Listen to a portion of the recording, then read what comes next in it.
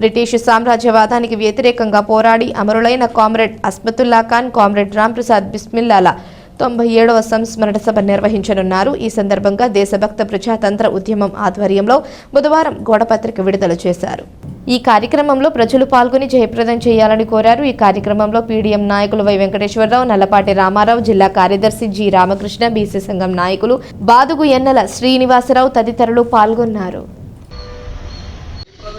Comrade Ashfaqulla Khan, Ramprasad Bismillah సంస్మరణ సభను రేపు నర్సాపేటలోని అష్ఫకుల్లా ఖాన్ కాలనీలో నిర్వహించనున్న రాంప్రసాద్ బిస్మిల్ అష్ఫకుల్లా ఖాన్ సంస్మరణ సభను బ్రిటిష్ సామ్రాజ్యవాదానికి వ్యతిరేకంగా రాజీ లేని పోరాటం చేసి ఉరికంబాన్ని ముద్దాడిన కాకోరి అమరులు కామ్రేడ్ అష్ఫకుల్లా ఖాన్, రాంప్రసాద్ బిస్మిల్ ఈ అమరుల యొక్క బ్రిటిష్ వాళ్ళకి వ్యతిరేకంగా రవి అస్తమించిన బ్రిటిష్ సామ్రాజ్యవాదాన్ని కూలగొట్టడం కోసం పోరాడి 97 ఏళ్ల క్రితం ఉరికంబాన్ని ముద్దాడినటువంటి అమరుల వీళ్ళు సరిగ్గా 18వ తేదీనే రాంప్రసాద్ బిస్మిల్లను 97 ఏళ్ల క్రితం ఉరితీశారు.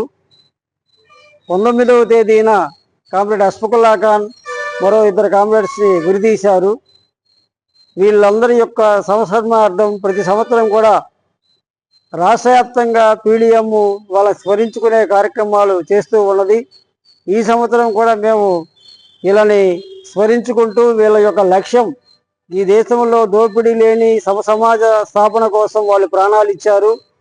కానీ ఇప్పుడున్నటువంటి పాలక వర్గాలు దోచుకోండి దాచుకోండి అనే పద్ధతుల్లో ప్రజల్ని దోపిడీ చేస్తూ ప్రజల ఆస్తుల్ని కొల్లగొడుతూ ప్రజల మీద అనేక రూపాల్లో పన్నుల రూపంలో భారాన్ని మోపుతూ ప్రజలు జీవించడానికే ఇబ్బంది పడే పరిస్థితిని పాలక వర్గాలు కేంద్ర రాష్ట్ర ప్రభుత్వాలు కల్పిస్తున్నారు.